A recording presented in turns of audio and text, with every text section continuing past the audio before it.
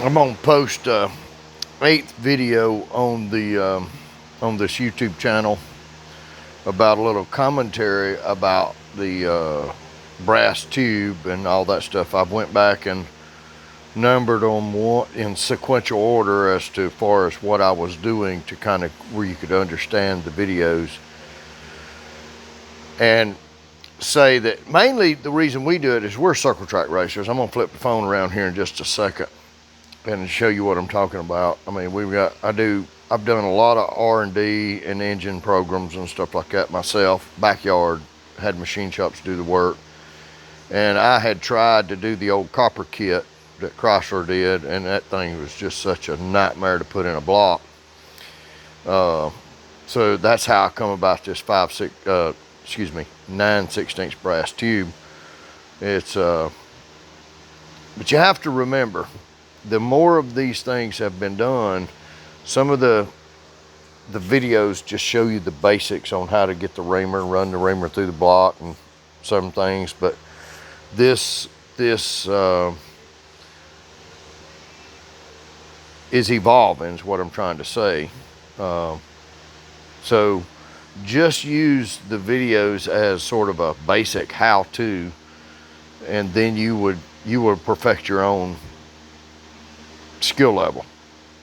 I think in the first videos I say you need to use a dummy block or something to do a test run before you attempt to do any block that you're going to do. But I just wanted to kind of add to the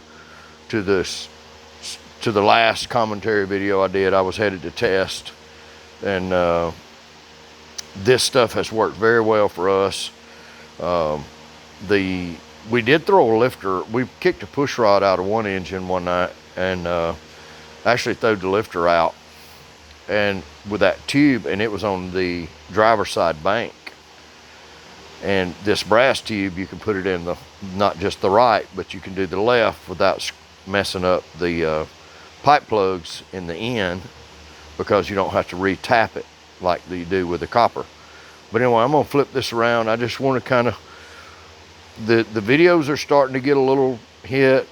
I've shared them on some Facebook stuff where people could come and watch, because the only reason I did it is because I couldn't find anything when I started trying to figure out how to do it, and was looking for videos and all that, and there wasn't anything about doing a copper tube in the Chrysler block on video on YouTube or anywhere on Google that I searched. So I figured, what the hell, I'll figure it out and I'll put a video up, maybe to save somebody a little bit of grief.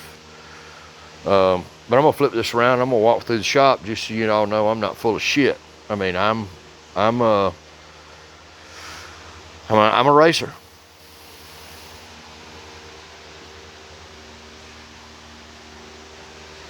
The block that's in this car right here is 362. It's got 2 brass tubes in it. Works just fine. This is one of my older cars. It don't have it, but when it comes out, it will have it. This is another one. When it comes down for service, it'll have it.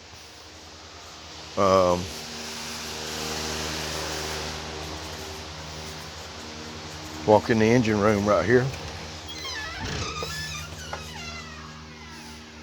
That's 362 W2 headed TND rocker, all the bells and whistles.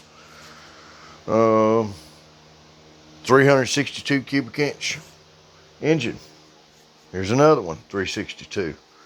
We've got one in the shop right now that's being put together. We're switching it over to and putting better rods and pistons in it. So it's in the process of being switched. That block has been bushed. The lifter bores has been bushed on it.